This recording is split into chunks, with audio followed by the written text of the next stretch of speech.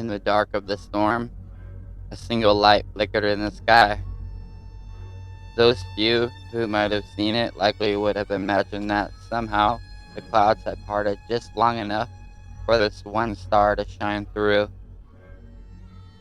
But had they now witnessed it drop toward the ground, they would have instead called it a portent, an omen.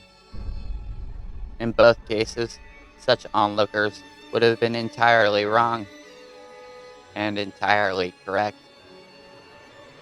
But the light did not simply plummet, as most such astonishing sights did. Its descent was swift, yet focused, and just above the city, it paused. A guard on the outer walls happened to glance in its direction, perhaps somehow sensing a difference in the world. His eyes immediately glazed, then turned away. He went about his duties, the unearthly vision plucked from his memories.